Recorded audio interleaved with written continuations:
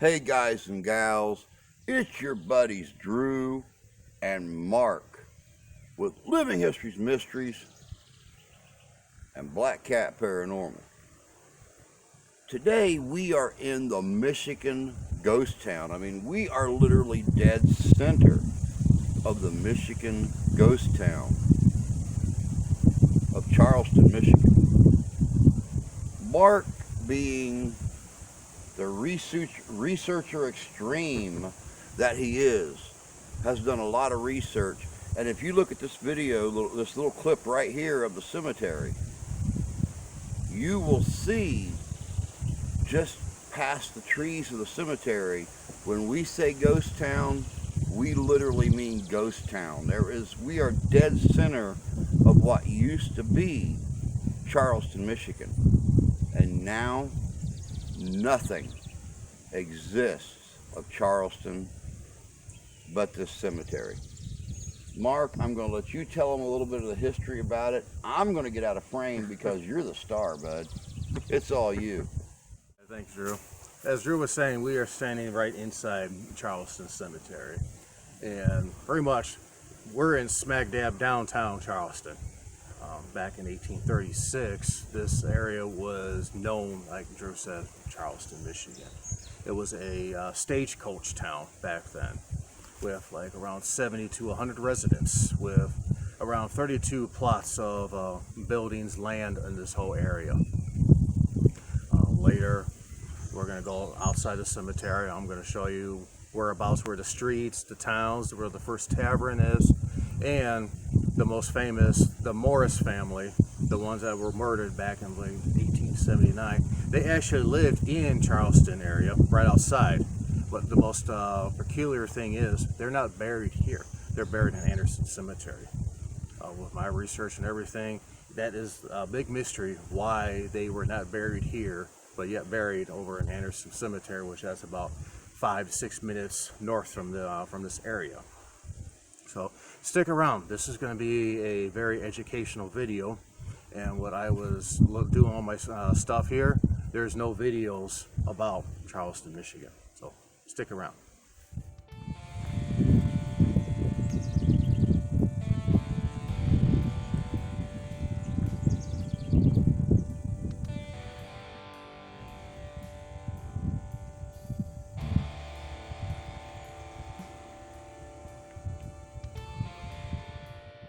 So where we're at in Charleston area, we're on the eastern side of what it is called now, which this road right over here is called Dewey Lake Street, but during that time it was called Main Street. As you can see, there's nothing around.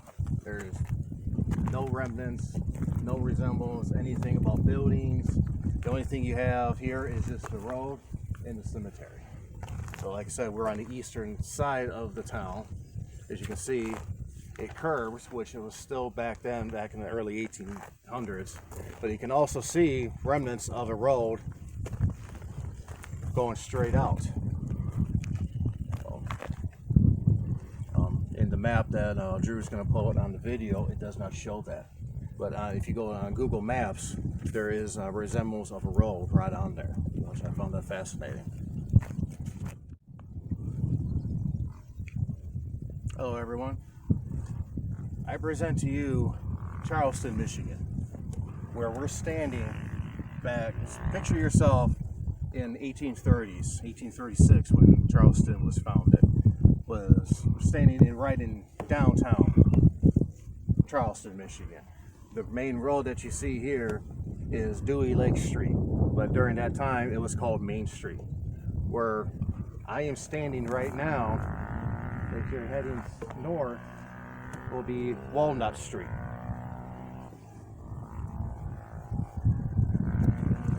Walnut Street will be heading north to south. But like I said, picture yourself about residents of 70 to 100 some people, and you got some ass coming out. So Hold right there.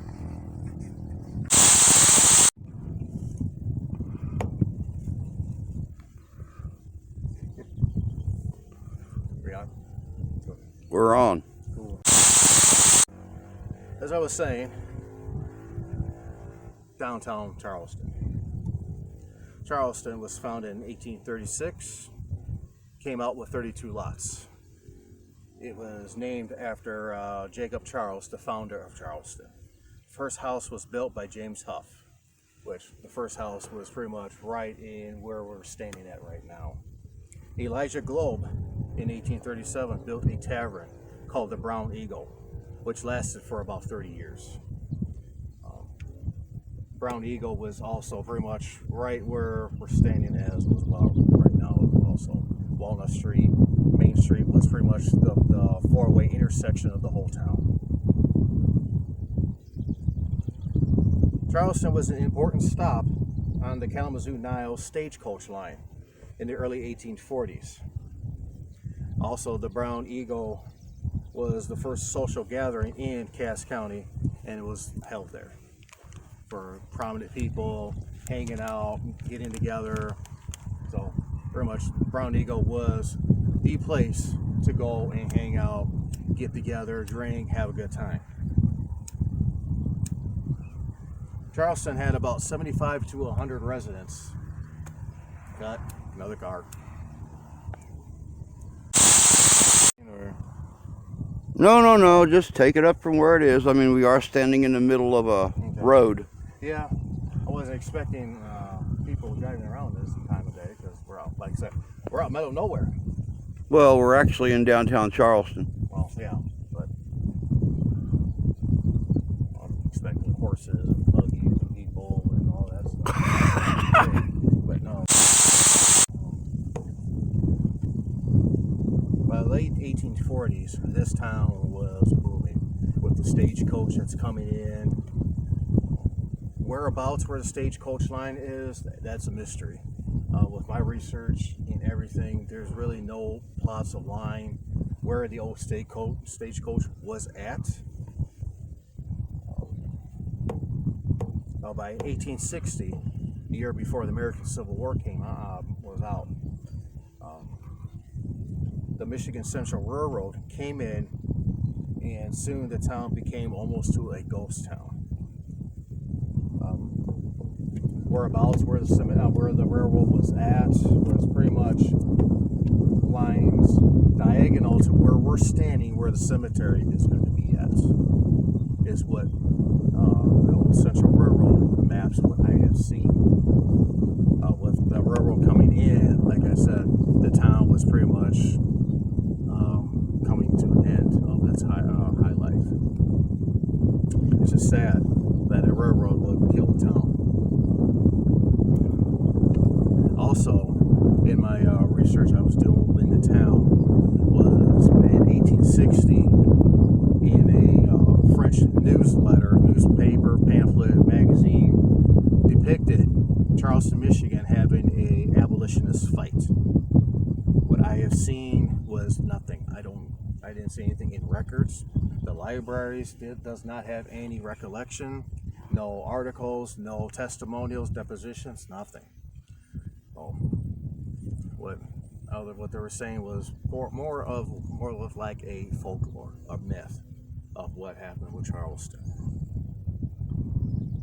So, something interesting there.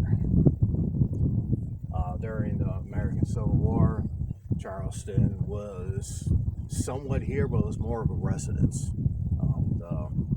The Brown Eagle was still here, but a lot of the buildings were getting dilapidated, run down, torn apart. The only thing that was still thriving was the cemetery that you're right behind me. As of right now, like you said, there's nothing. If you want to drive out yourself, you'll think to yourself, where's the town? Pretty much where we're standing is the town itself. It's all farmland now. The only thing that's still standing with the town is the main road and the cemetery itself. That's it. There's nothing. There's no markers, monuments, headstones, plots, roads, nothing. It's all, like you say, it's all farmland. When I was at the Cass County Library doing my research, I was talking to the curator. And he stated that not too many people knows about Charleston. He was even surprised when I said the word Charleston, Michigan. He said, "Oh, that's a ghost town." And so he and I were within over an hour doing research and trying to find a little bit of everything we could find, which sadly there wasn't much. I was also on YouTube and everything, Facebook, social media. There is no videos on Charleston, Michigan. Letting everyone know that this was a thriving town in Viola Township. It's just, if you want to learn about it, you have to go to the library. So we're the very first video to depict on this town. So I'm just trying to picture myself 1830s, 1840s, what this town looked like in its heyday. People walking around, going to the Brown Eagle, going to houses, just doing their everyday life, just wondering what this town was, seeing the stagecoaches coming in and out every day. So it would have been interesting to see if stagecoach was still here as they were heading over to the Old Tavern Inn in Sumnerville, Michigan, which, by the way, good place to eat, which that is also the oldest tavern in the state of Michigan. So highly recommend going there. Ham sandwich is awesome. Now, yeah, I was going to bring up the Old Tavern Inn, Sumnerville. If you guys remember, in the past, I've done a video on Buffalo Bill's Wild West show that regularly came through Michigan, done Indiana, Illinois. Bill had family north of the Kalamazoo area. I believe it was a sister and brother-in-law, and he regularly, when the Wild West show would come to Michigan and perform in Detroit, Kalamazoo, he would branch off after the show and go visit family.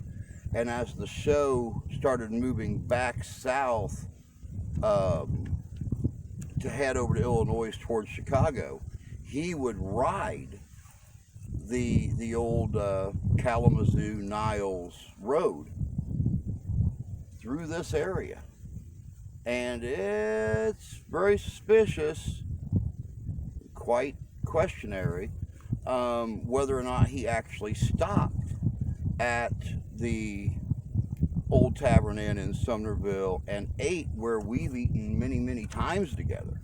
I always have the fish, he always has the ham. He's a weenie and don't like to try new things. If you want to see me get sick and on the ground and laugh at me, sure, I'll try it. That'd be a great video. Yeah. Now, I know that outside of town, the Morrises, you had mentioned them previously. If you guys remember, we done a video a couple years ago of the Charleston Cemetery where the Morrises are buried. And their homestead was right here, just outside of town of Charleston. On September 28th, 1879, in an isolated little farmhouse on a desolate country road in Decatur, Michigan, Mr. and Mrs. Charles Morris laid down about 8:30 at night to end their busy day on the farm. The only other person in the house was their housemaid, Jeannie Bull. Sometime after 9 o'clock, Mr. Morris got out of bed. Apparently, it's presumed to answer a knock at the door. As he opened the door, 2 shots rang out. One hitting him in the neck, the other piercing his heart. Mr. Morris always kept a revolver beside his bed. And Esther, his wife, jumped up, grabbing that revolver, which was later found laying right in front of the open door next to her body. Now, there's mixed accounts of what happened with her. Some people say, or some stories say, that she dropped the gun, maybe in fear, and turned to run. One shot hit her in the arm, breaking her arm. The other one went through her back and pierced her heart. Other stories say she was found slumped down, shot to death in a closet. Nothing was budged in the house. Nothing was stolen, save one horse, apparently used for the assailant to escape with. This horse was seen with a rider on it, allegedly by one of the Morris's neighbors, a good friend. What do you know about the Morrises, or why they weren't buried here within their own town limits and were taken 15 minutes away to Anderson Cemetery? That's a good question. As I was doing my stuff, Charles and Ethel Morris lived in the outskirts of Charleston at the time of the murders in 1879. There is no recollection of why the Morrises were not buried here, and they wanted to be buried in Anderson Cemetery, which is about 5 to 6 miles north of where we're standing at right now.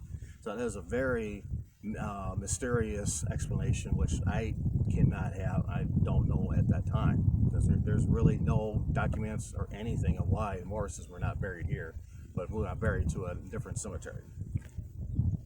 So, if the railroad was the beginning of the end of Charleston, how did such a heinous murder of a couple here in the small town of Charleston, how did it affect the finalities? How did it affect the end of Charleston, Michigan?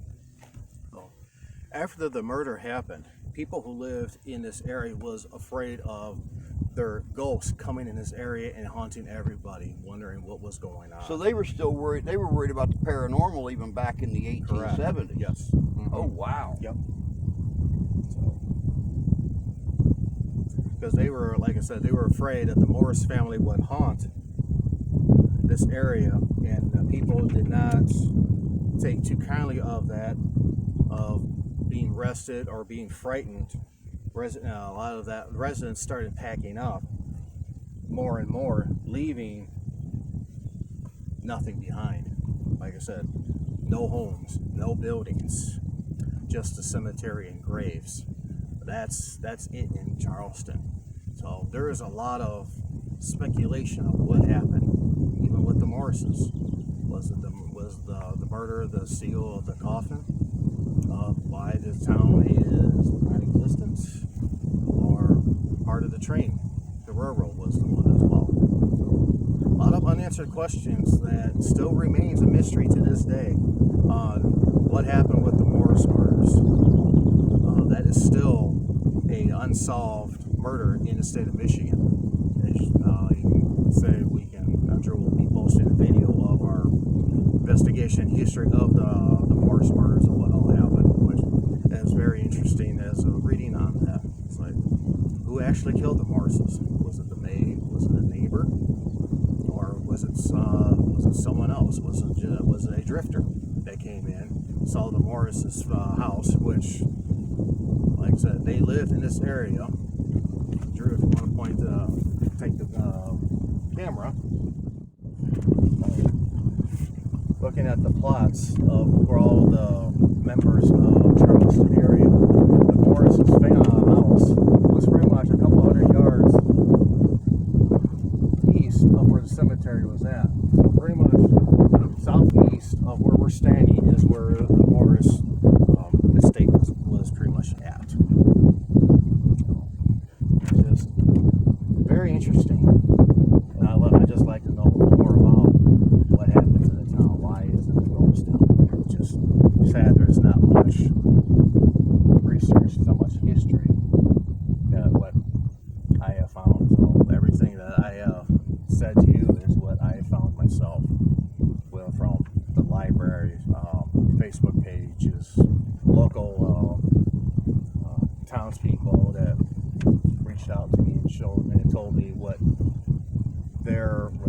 they had, what they had in their family, all their history and knowledge about it. So again, I gave you Charleston, Michigan.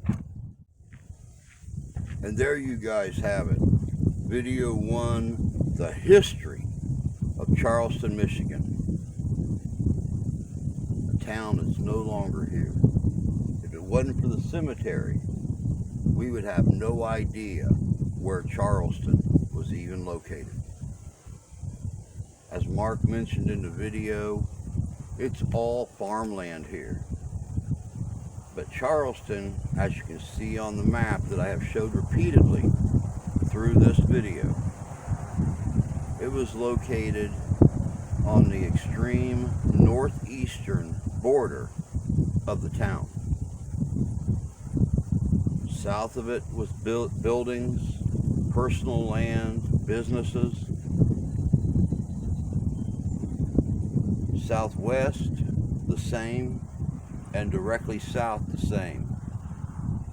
And about 200 yards southeast was the home of the Morrises. If you guys want to find out more about the Morrises, you can check out this video right up here in the corner. We go into a lot of history of the Morrises in that one. We actually visited the cemetery, Anderson Cemetery, on the anniversary of their murder. We got some good reaction in that one. But stay tuned next week when we roll back. You're probably not even on camera there, Dudio. Oh, Here, come closer, come closer, come closer. Let everybody see your smiling face. Stay tuned, hopefully next week, and we will actually have the investigation of Charleston Cemetery so we can see who's still walking around out here and who's eager to talk. But until next time, y'all take care of yourselves, take care of each other. God bless you, God love you, we do. We'll see you in history.